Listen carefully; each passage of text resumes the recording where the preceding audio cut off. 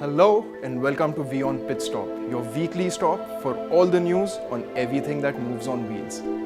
We have a power-packed show for you this week, which includes hot new concepts from all over the world, news and analysis from the world of motorsport, an important industry voice, and a gorgeous vintage and classic car rally straight from Italy.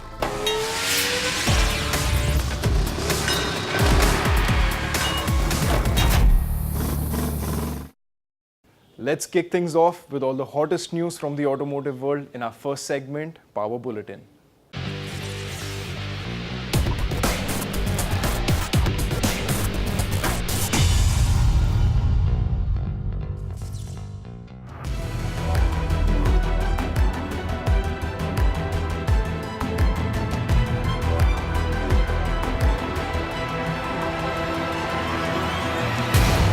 Honda Motorcycle and Scooter India has announced the start of the bookings for its much-awaited adventure tourer, Honda CRF 1000L Africa Twin.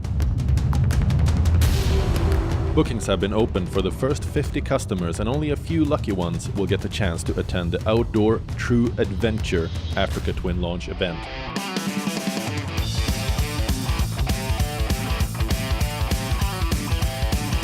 The motorcycle is powered by a liquid-cooled 998cc parallel twin engine, which makes 87 bhp of power and 93 Nm torque. The engine is mounted on a lightweight chassis designed specifically for both on- and off-road use. It's a bike that looks big and heavy, but for the jumps was really stable, and we were able to jump, and the reception was good. Even that it's a bike for long straights and to be fast. On the tight corners and on the jumps, the handling was good. One of the most important things on the bike and where I feel really good was the position. It was really comfortable. When I was sitting on the bike, the position was really good, but also when I stand on the bike, I feel good, and that gives me a good confidence. The Africa Twin's engine is mated to what Honda claims is the world's first dual-clutch transmission in motorcycles. This transmission allows riders to switch between manual and automatic gear shifting. Even though the bike is available in both manual and dual-clutch transmission internationally, only the automatic transmission variant will be sold in India, available on one shade, which will be Victory Red. The motorcycle also gets an off-road function, switchable rear ABS, and Honda selectable torque control. Staying true to its touring DNA, the Africa Twin has a high ground clearance of 215 mm and sports dual LED headlamps. The front wheel gets twin floating 320 mm disc brakes, while the rear wheel gets a 256 mm disc. The Africa Twin is priced at 12.9 lakh Indian rupees and will compete with the likes of Triumph 800 series and the soon-to-be-launched high-end Ducati Multistrada. The motorcycle was unveiled at the 2016 Auto Expo and has been much awaited among the adventure motorcycling crowd in India.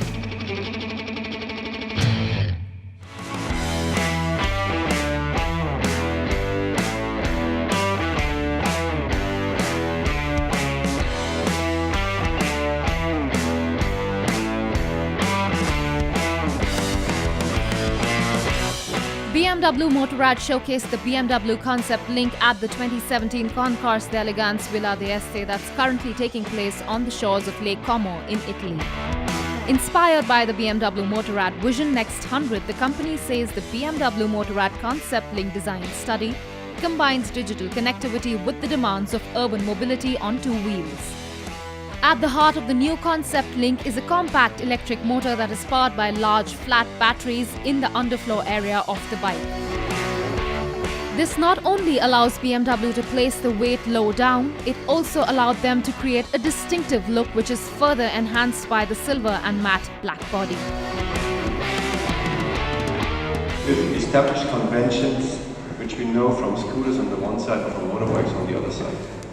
And this is mostly driven technology, obviously, and also design. All about emotions. It's beyond sheer functionality. And this BMW Concept Link actually stands for a new understanding of urban mobility. It links the digital experience, this concept, is also a communication device. As we are just used, nowadays we have our smartphones in our pocket, and this thing is so intelligent, it merges everything. BMW say the concept link is so named because it links the digital and analog world as it performs as both a motorcycle and a communication device. In a move that's quite interesting, the concept link can be connected to your online account so that it can sync with your calendar. From there, it can work out where you need to be at a given time and suggest an appropriate route, either fast or scenic, and even play appropriate music. The BMW Concept Link scooter is far from being a production model and no details have been revealed about its launch plans, but is it going to be a reality? Well, it's hard to say. BMW have a mixed history with concepts either coming into production quite quickly or disappearing, never to be seen again. However, as a company, they have been investing heavily in the electronic scooter range, so it won't be really surprising if the concept link sees the light of the day in the coming years.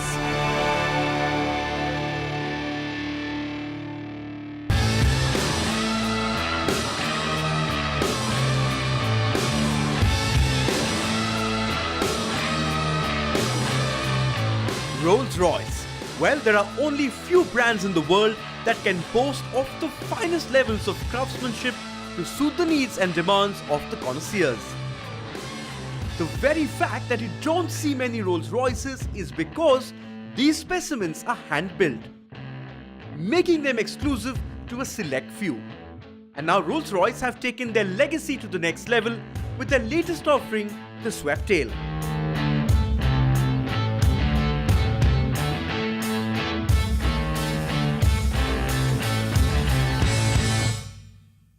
This is the Rolls-Royce Sweptail. There is nothing like it. There will never be another. And it's the most expensive new car ever commissioned on planet Earth. According to Rolls, an individual customer approached the company in 2013 and asked them to build a one-of-a-kind motor car inspired by the luxury yachts of the 1920s and 30s. The Sweptail gets the largest ever aluminium grille in a Rolls-Royce, hand-polished to the mirror finish. Under the hood, the Sweptail gets a giant 6.6-litre V12 engine and despite being a two-seater coupe, spans to over 6 meters. The elements inside, made from Macassar ebony and Paldo wieners, the moccasin and dark spice leathers of the seats, doors and the hand-stitched steering wheel, as per the gentleman's choice, catch one's fancy and awe. Though much hasn't been revealed about the specs and pricing, the Sweptail is reported to be priced roughly around $13 million. And even if you had that kind of money to possess the car, sorry, Rolls-Royce made just one Sweptail and the owner is partying by the Lake Como in Italy. We'll slip into a quick commercial break, but on the other side, we have some views and events from all over the motoring world. Stay with us.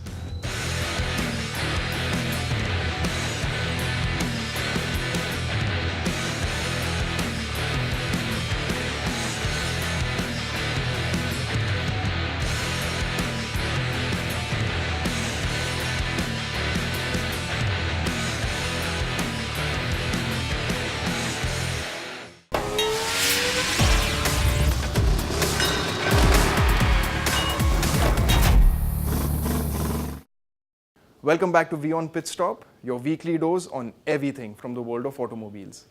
Let's quickly slip into our next segment, the Vintage Corner, in which we have a gorgeous car rally from Italy.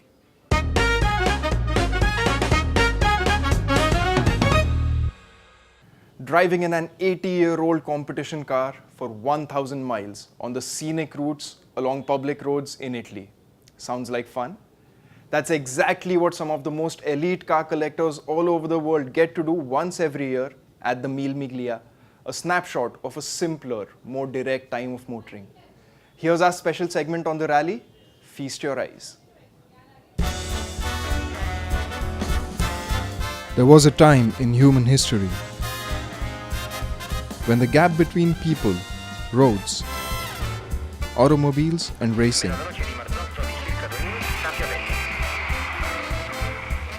was not as large as it is today. A time when some of the fastest cars on the planet could be seen rushing through the countryside. Past farmsteads and waving crowds. A time when motorcars had captured the imaginations of entire nations, uniting them in many ways and becoming a part of their national identity. This was the time from 1927 to 1957 when the Mille Miglia race ran a total of 24 times and became a part of not just Italian but global automotive culture. Each year the race would begin from the town of Brescia in Lombardy in the north of Italy, sweep down through the country to the capital Rome and head back to Brescia, marking a total of 1,000 miles on open, public roads. After having survived the trauma of the Second World War, a tragic turn of events in 1957 which led to the passing away of drivers and bystanders, the race was banned.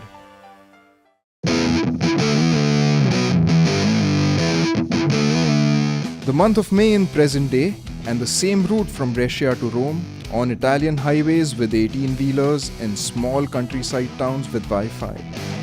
Now and then, an odd, really odd, but totally mean and stylish car passes by.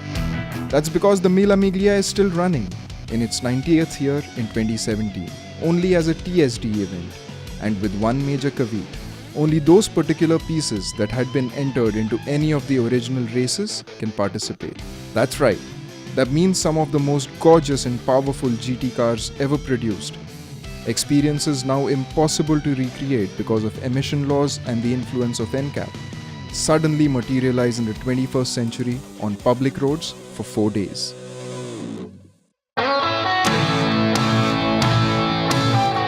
It may sound quite elitist, and it is, but the net result is a snapshot of a glorious era of motoring, played over every year as a celebration and a major tourist attraction. So much so that Enzo Ferrari once called it the only traveling museum in the world.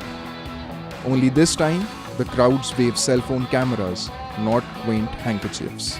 Mille Miglia Italia, due brand aspirazionali in cui bellezza, territorio, comunità e valori si fondono in un unicum irripetibile.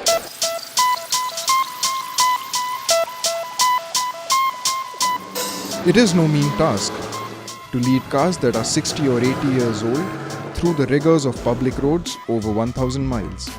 It requires a curious mix of money, passion, and even mechanical ingenuity to service these simpler engines if the need arises midway through the race. The cars themselves are so rare and exclusive that very few of them actually ever leave Brescia and are tended to all year long just so that they can be driven for this 4-day reenactment of the modern Mille Miglia. And every year, participants return for this hyper-exclusive experience with no care for repetition. Passiamo a Canneto per la prima volta, ritorniamo a Guidizzolo che tanto fa parte della nostra storia e entriamo per la prima volta facendo delle prove nell'aeroporto militare di Ghedi in cui le nostre auto che hanno 70, 80, 90 anni sfrecceranno attorno ai Tornado e passeremo e pranzeremo a Rovato domenica alle 14:30 tutti in Viale Veneto.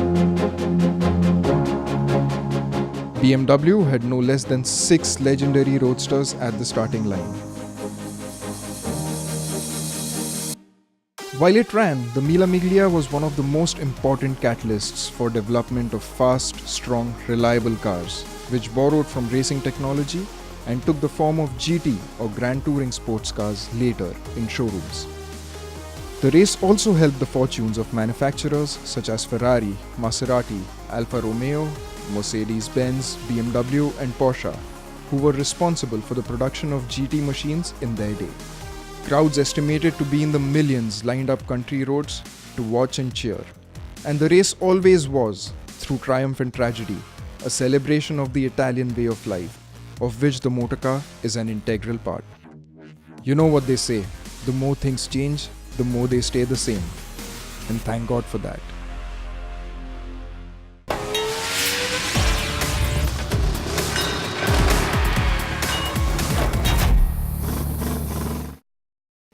Motorcycles made its entry into the Indian automotive scene in 2016 at the Auto Expo. It's been about a year and a half since, and we thought we'd speak to someone who knows what's happening behind the scenes. Take a look.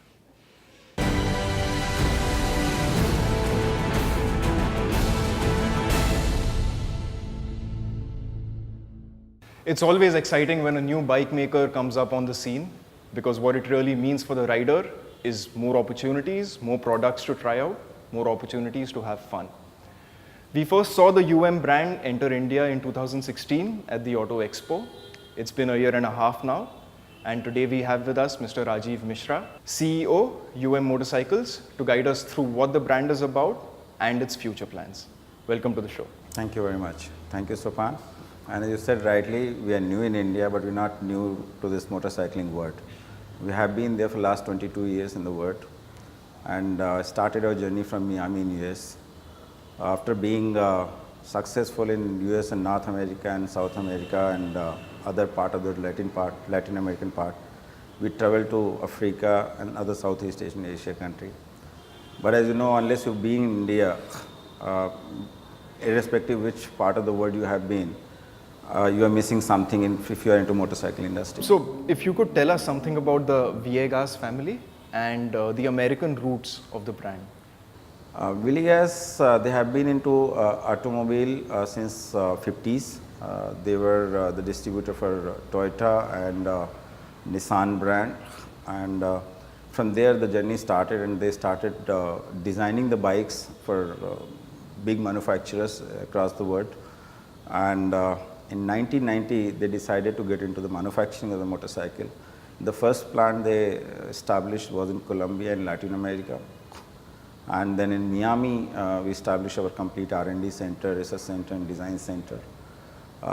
They shifted to America in 1935 from Colombia. So actually their roots are in Colombia, but they shifted to 1935 to America. But the second generation born and brought up in America. They started their business in America.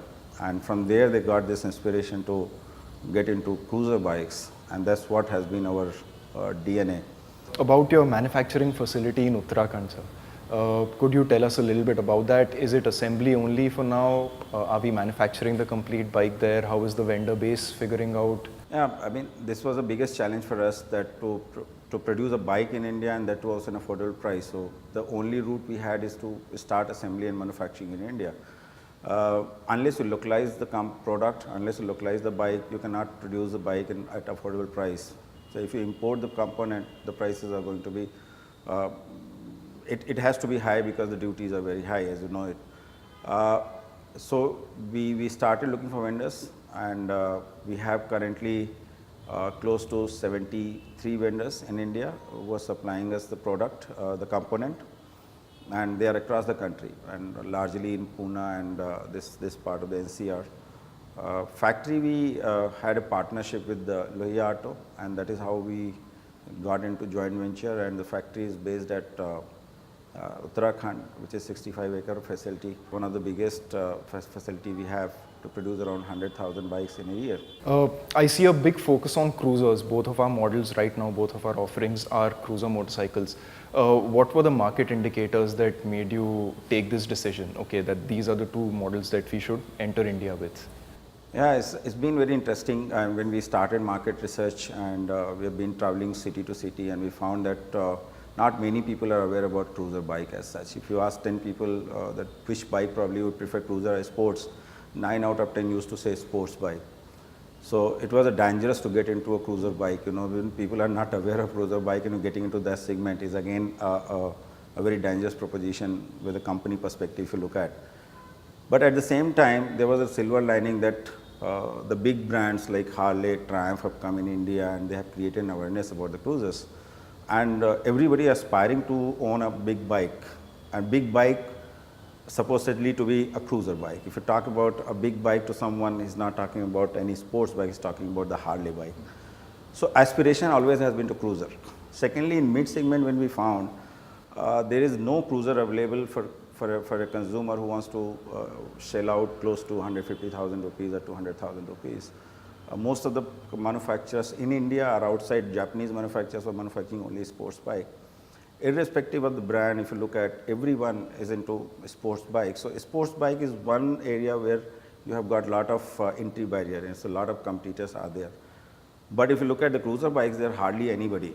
If I name, there is one brand which is Royal Enfield, which has been very successful in Indian market. So India seems to be a market that, apart from good products, also seems to seek long-term commitment from manufacturers. If you could tell us a little bit about UM's long-term commitment to the Indian market. Yeah, I mean, if you look at any market, be it India or any other market, the consumers are looking for long-term commitment from a brand. Not only the quality product and quality service, but beyond that, they are looking at the company's fundamentals to be very strong and company commitment for the future. Looking that, we have already invested close to $100 million in this business, in this plant. We are going to put up another 2 plants in south and west, where we are looking at engine manufacturing and another bike assembly plant. Other than that, the expansion of the dealer network, which we have reached to almost 40 cities now, with 100 dealers. So this all is witness or is showing that the company is committed for the long term, and we have got already product lineup for next 5 years. Every year we intend to launch 2 model, 1 or 2 model. So next 5 years the product lineup is already frozen. Our investment is already committed in the form of new product development, new industry, new factories. Our network expansion is happening at a very faster pace. So our partners are also committing in terms of their investment into the business. So very clear cut, we have a business plan laid out for next 5 years. Sounds very exciting, sir. We'll be looking forward to the new products from UM and also the news that you're generating around the rider activities. We'd love to keep our viewers tuned into that. Thank you very much. Thank you, Sopan. Thank you very much. We're slipping into a quick commercial break. We'll be back on the other side with hot news from the world of motorsport. We're back with you in 0 to 60.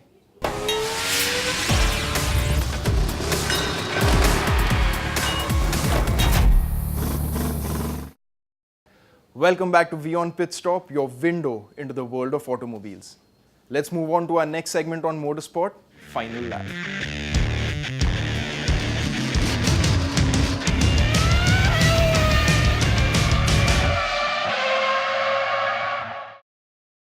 There was lots of action from racetracks all around the world this weekend.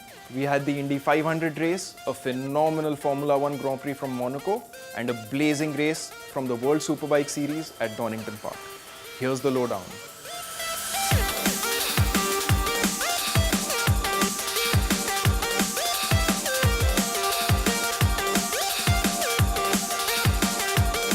It was 2012 and Japanese ex-F1 racer Takuma Sato was fighting for the lead on the very last lap of that year's Indy 500. His crash had allowed Dario Franchitti to win that edition, but it seems there was to be a more apt time for the racer to accomplish his dream. This happened at the 2017 Indy 500 race last weekend, the 101st running of the legendary event, in which the 40-year-old driver passed second-place Helio Castro Neves on the 196th lap to find his place in the famed victory lane on the Indianapolis Speedway. The race saw a horrifying crash in the early laps between pole sitter Scott Dixon and Jay Howard. Both drivers were fortunate enough to walk away from the crash. Sato's victory also amped up the Indy wins tally for his team Andretti Autosport, which now has won the Indy 500 5 times.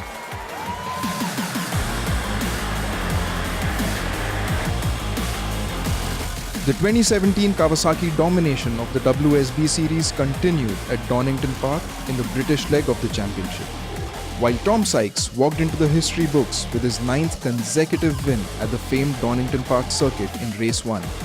teammate Jonathan Rea had a forgettable opening race after he crashed out from second place in the closing stages. Ducati rider and winner at the last outings in Imola, Chaz Davies, crashed from the lead in the early parts of the race, making it a straight shootout for the two Kawasaki's. In race 2, however, Sykes managed to break his teammates' unbroken run with a measured performance.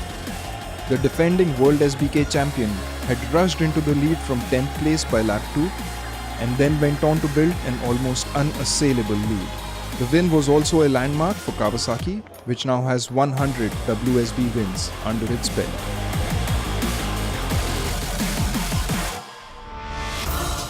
If you identify Renault with models like the Kwid and the Duster, it is easy to forget that the French car maker has been a driving force behind Formula One for many years. This weekend at the Monaco Grand Prix, Renault celebrated 40 years in the sport as a constructor and engine supplier. It was way back in 1977 when Renault first entered the sport, introducing turbocharged engines to Formula One through its RS01 race car. After pulling out and supplying engines to teams through the 80s, Renault once again made a full-blown return to the sport with the Benetton F1 team. Post that, the manufacturer has supplied engines to Red Bull Racing and Williams. The success tally for the Dash of Yellow from France includes 2 World Constructors' Championships and 2 Drivers' Championships. Its engines have also taken 9 other drivers to their respective wins in Formula One. With 160 race wins in all as an engine supplier, Renault currently ranks 3rd in Formula One history. And that's a wrap on this week's episode of WION Pitstop. Write in to us, follow us on Twitter or Facebook. As always, we love hearing from you. This is Sopan Sharma signing off. Keep the smiles up and the rubber side down.